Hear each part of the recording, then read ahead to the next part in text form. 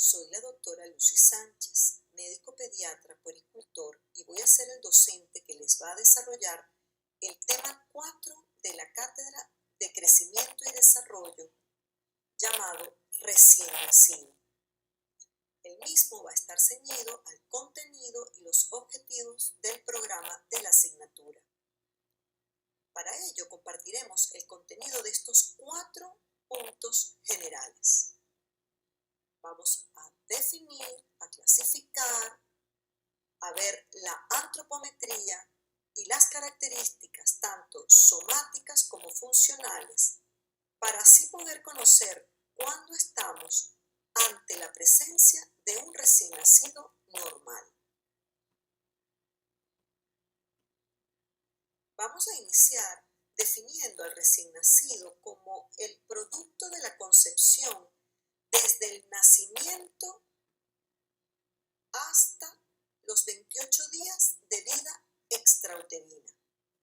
Fíjense que es un periodo muy corto de la vida de un individuo y la importancia de dedicarle una etapa específica a esos 28 días es porque esos primeros días de vida conllevan un mayor riesgo de mortalidad.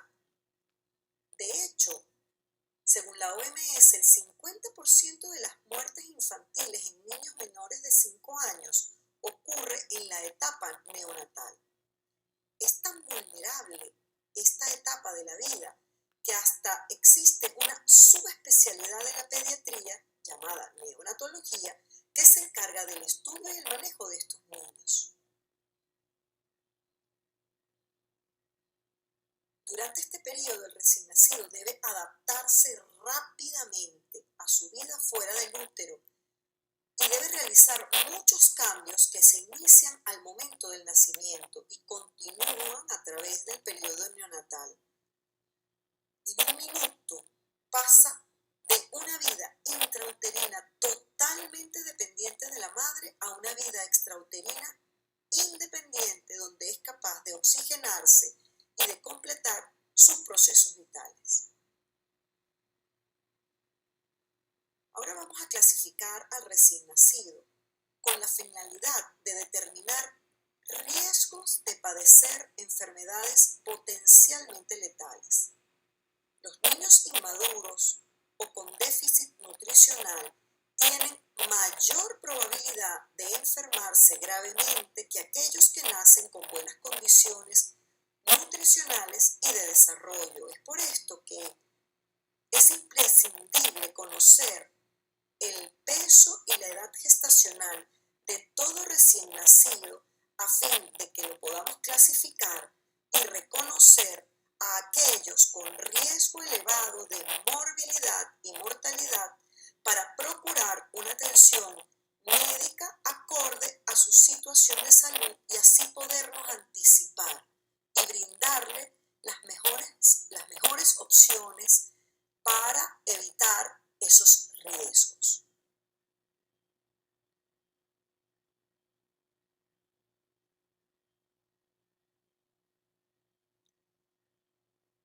Ahora vamos a clasificar al recién nacido y fíjense que tenemos en esta lámina 3 formas de clasificar: a través del peso al nacer, de la edad gestacional y de la relación entre ambas variables, del peso al nacer con la edad gestacional.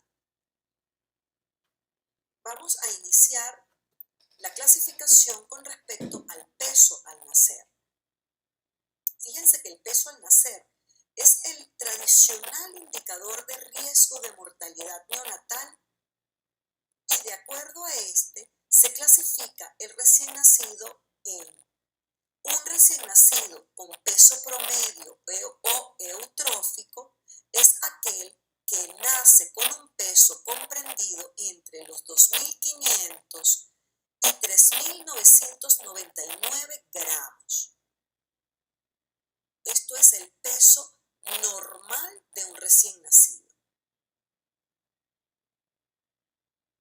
Un recién nacido que tiene un peso elevado es aquel recién nacido que tiene un peso mayor o igual a 4 kilos. Lo podemos conocer también como un recién nacido macrosómico o hipertrófico. Y un recién nacido de bajo peso o hipotrófico es aquel que pesa menos de 2,5 kilos, es decir, 2.500 gramos. Fíjense que en esta lámina también coloco dos clasificaciones de recién nacidos con bajo peso. Aquellos que pesan menos de 1.500 gramos se conocen como muy bajo peso y los que pesan menos de 1.000 gramos se les conoce como extremado bajo peso. Pero para nuestra cátedra lo importante es conocer que el recién nacido normal debe tener un peso comprendido entre los 2.500 y los 3.999 gramos. Y que va a ser con peso elevado por arriba de los 4 kilos y de bajo peso por debajo de los 2.500.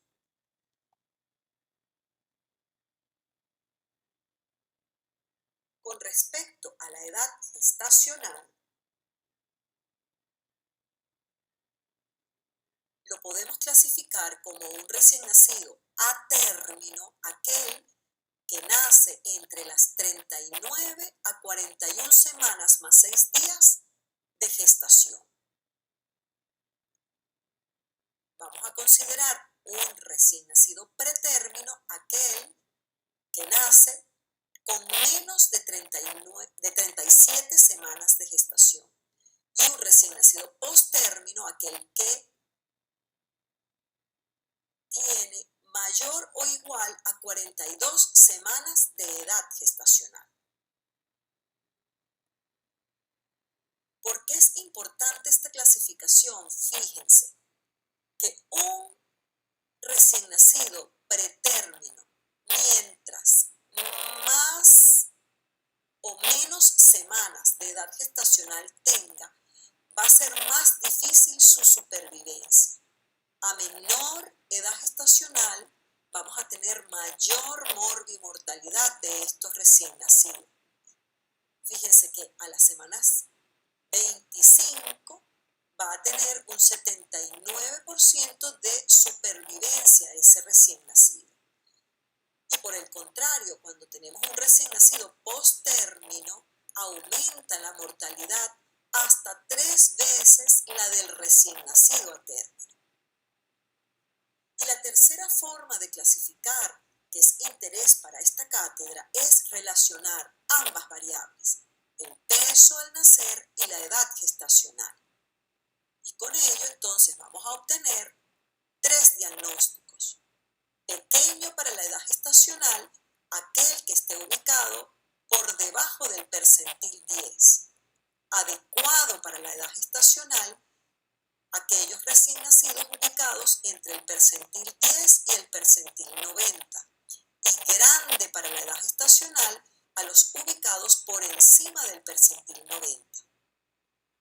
Tanto los pequeños para la edad gestacional y el grande para la edad gestacional tienen una mayor morbimortalidad. Hoy en día también los recién nacidos a términos sufren de una subclasificación y que tiene que ver con el riesgo a tener complicaciones mientras más precoz es la edad gestacional, a pesar de que lo consideremos a términos. Entonces, un recién nacido a término, nacido entre las 37 y 38,6 semanas de edad gestacional, es considerado un recién nacido a término precoz o inmaduro. Y un recién nacido a término, nacido entre las 39 y 41,6 semanas de edad gestacional, es considerado un recién nacido a término maduro.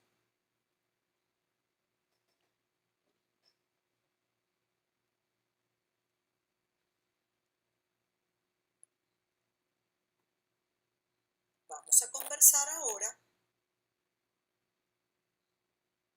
sobre los métodos de determinación de la edad gestacional.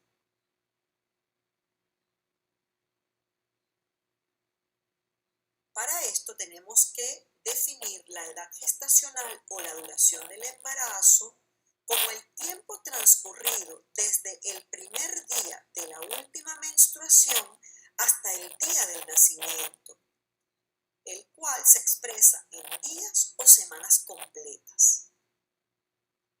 Esta estimación puede realizarse tanto por métodos obstétricos como por métodos pediátricos o postnatales. Dentro de los métodos obstétricos vamos a tener la fecha de última regla, la altura uterina, la fecha de audición del foco fetal y la ecografía fetal. Dentro de los métodos pediátricos o postnatales,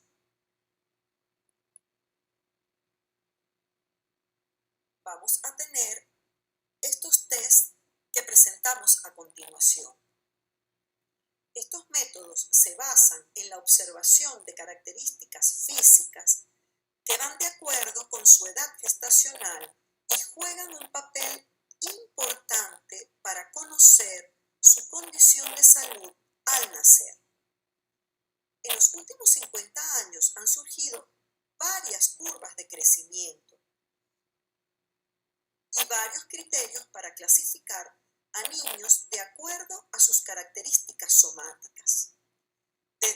Dentro de estos test tenemos, en principio, al test de Usher, producido en 1966, el cual se basa en 5 signos o criterios morfológicos, pero no evalúa parámetros neurológicos, por lo que no es de uso general. Posteriormente tenemos el test de Dubovik y el test de Ballard, que valoran signos físicos y neuromusculares. Y la clasificación obtenida se compara con la escala de madurez con la que estiman las semanas de edad gestacional.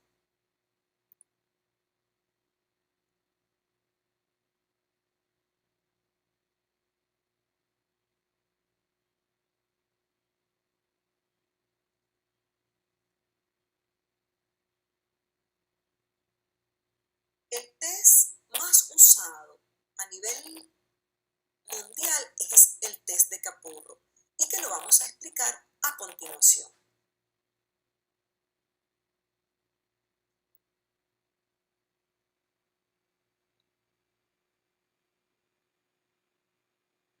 Como les decía, quizás el test más usado es el test de Capurro y colaboradores.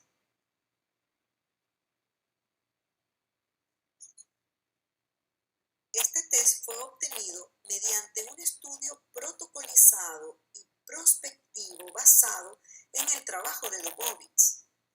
En él se evalúan 5 parámetros clínicos y 2 parámetros neurológicos. Fíjense aquí, tenemos los parámetros neurológicos y los parámetros clínicos o somáticos, los cuales se estudian de forma independiente, a los que se les asigna una puntuación de acuerdo al grado de maduración. A mayor maduración, mayor puntaje. 0, 5, 10, 15, 20. Este método presenta un margen de error de más o menos 8,4 días cuando es realizado por un explorador entrenado.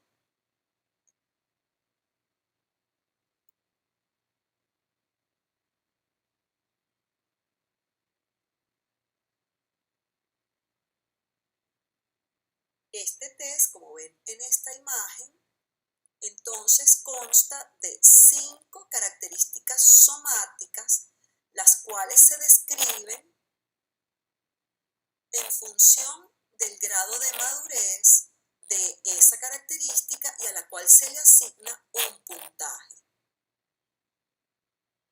Y como vemos aquí, los primeros signos somáticos o características somáticas son la forma de la oreja, el tamaño de la glándula mamaria, la formación del pezón, la textura de la piel y los pliegues plantares. Vamos a desarrollar cada una de estas características.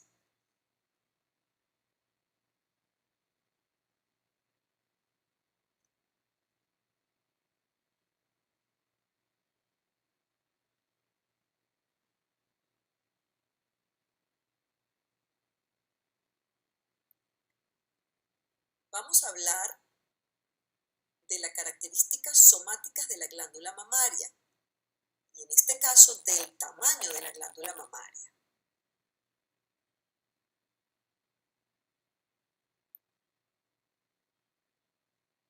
Esto se refiere al tamaño de esta glándula. Fíjense que cuando no hay tejido mamario se le da un puntaje de 0. Cuando el diámetro es menor a 0,5 se le da un puntaje de 5. Cuando el diámetro está entre 0,5 y 1 centímetro se le dan 10 puntos y cuando el diámetro es mayor de 1 centímetro se le dan 15 puntos.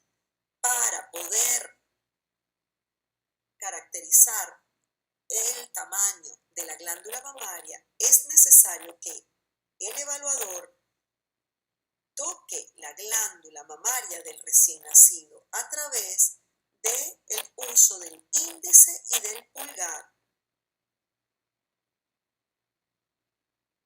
De esta manera, el evaluador debe identificar el límite con el tejido subcutáneo de la piel. Luego, se medirá cuidadosamente el diámetro del tejido mamario, haciendo uso de una cinta métrica, para poder entonces correlacionar ese tamaño y ubicarlo dentro de la tabla para obtener el valor del puntaje de ese tamaño de esa glándula mamaria de ese recién nacido. El siguiente valor somático o característica somática de la glándula mamaria va a ser la formación del pezón.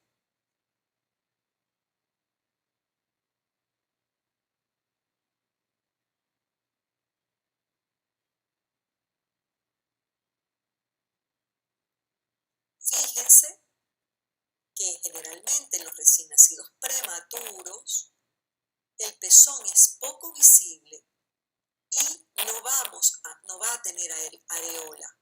Entonces, esa característica en la cual va a tener un pezón poco visible y no va a tener areola, le vamos a dar 0 puntos.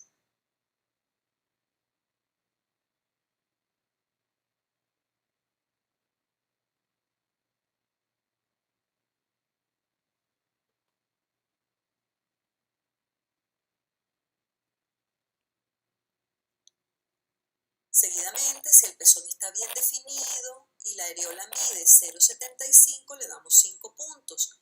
Si la areola es punteada y no elevada y mide 0,75 centímetros, le damos 10 puntos. Y si la areola está elevada y mide 0,75 centímetros, va a tener un puntaje de 15 puntos. Es importante conocer que aunque el pezón está presente en etapas tempranas de la gestación, la areola no es evidente sino hasta la semana 34. En el niño inmaduro la areola es poco visible, mientras que en el recién nacido, como vemos en este esquema, y en el recién nacido a término, el pezón es definido y la areola es pigmentada y elevada.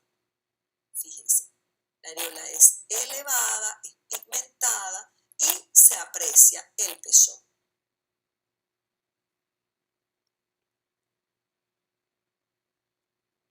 Otra característica somática es la textura de la piel.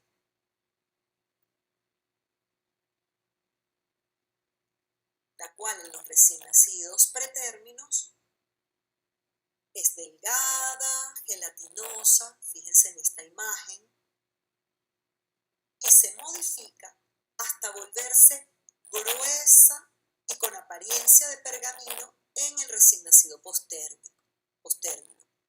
Fíjense que en cada una de las etapas de maduración nos va describiendo el cuadro, cómo va aumentando su grosor, aparece además descamación superficial, y según la superficie va aumentando entonces la madurez de ese recién nacido con la subsiguiente aumento también de puntuación con respecto a esa madurez. Cuando entonces tenemos un recién nacido con una piel gruesa y apergaminada, ya le vamos a dar un puntaje de 20 puntos. Con respecto a la forma de la oreja,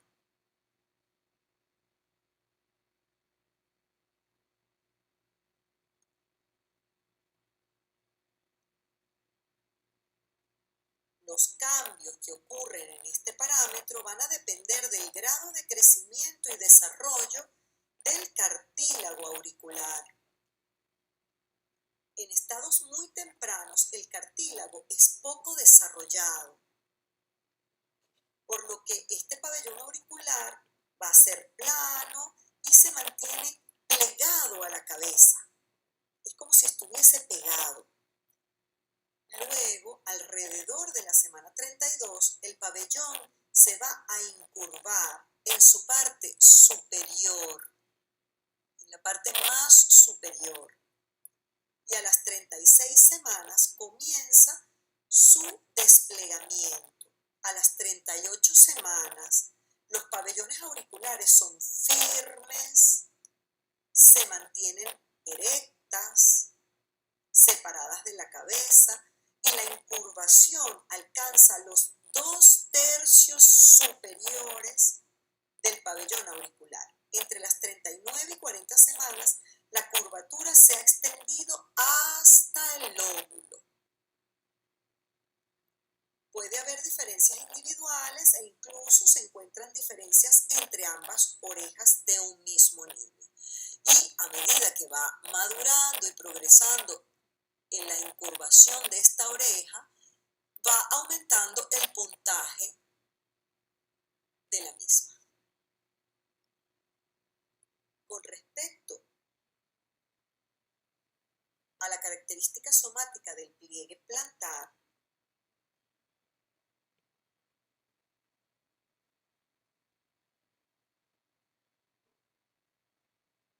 fíjense que en etapas tempranas de la edad gestacional generalmente no tiene pliegues y por lo tanto va a tener 0 puntos.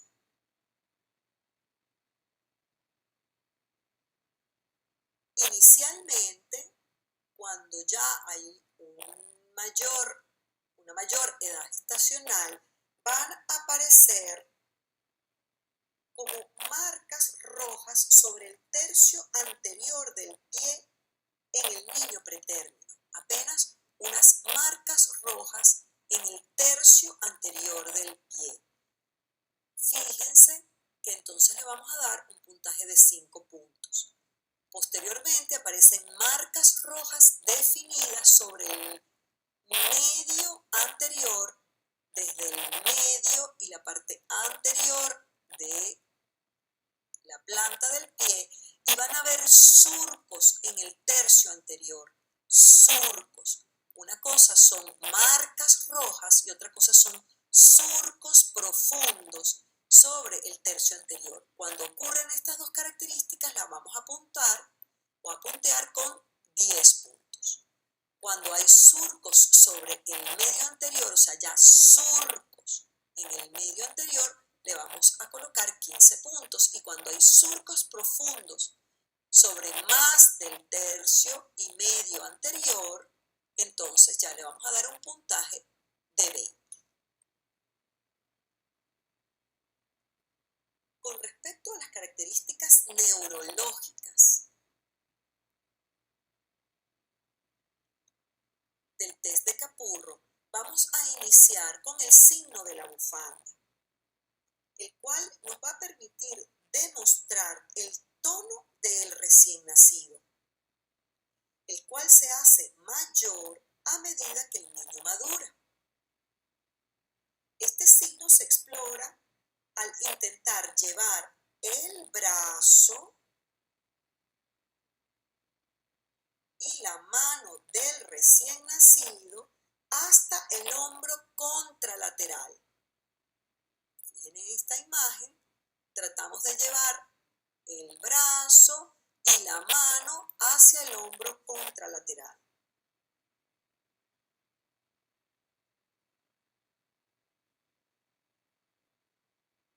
Cuando el codo sobrepasa la línea media,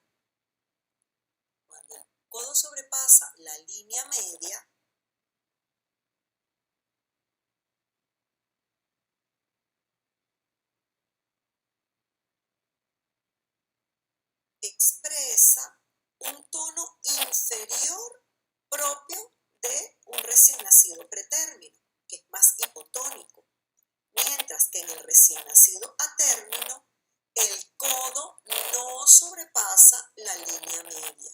El codo queda antes de la línea media. Y las relaciones intermedias van a tener también unos puntajes. Cuando está, fíjense, en esta primera, el codo llega casi al hombro contralateral. En esta segunda, el codo sobrepasa la línea media. En esta, el codo está en la línea media. Y en esta otra, cuando ya hay mayor madurez, el codo está antes de la línea media. Y cada uno tiene un puntaje.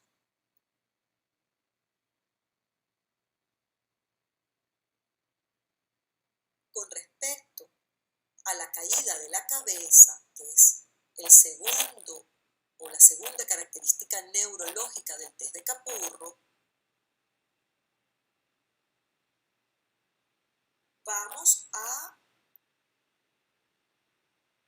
tomar al recién nacido a través de sus manos o los antebrazos, teniendo al recién nacido en posición supina o boca arriba, y se levanta lentamente. Como sabemos, generalmente los recién nacidos todavía no tienen control cefálico. Entonces, para evaluar este signo neurológico, la posición de la cabeza en relación al tronco nos va a indicar el tono y el grado de control cefálico. En el recién nacido muy prematuro, la cabeza cae completamente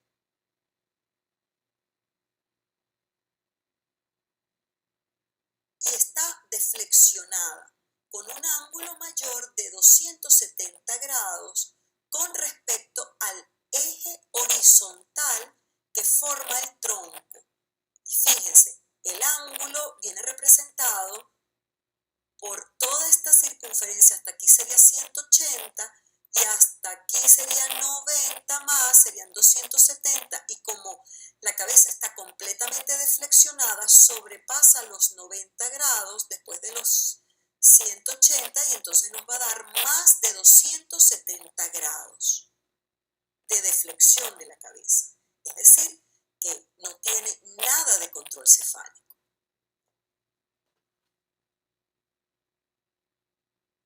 El segundo nivel, al cual le vamos a dar 4 puntos, es cuando la cabeza se ubica en un ángulo entre 180 y 270. Si trazamos la línea horizontal del tronco de este recién nacido y la cabeza está deflexionada, pero no completamente hasta atrás, fíjense, este serían los 180 hasta los 90 grados siguientes, pero no sobrepasa los 90 grados siguientes, es decir, que está entre 180 y 270 y le vamos a dar un puntaje de 4 puntos. El siguiente grado de madurez es cuando esa cabeza está en un ángulo de 180 grados con respecto la línea horizontal del tronco de ese recién nacido,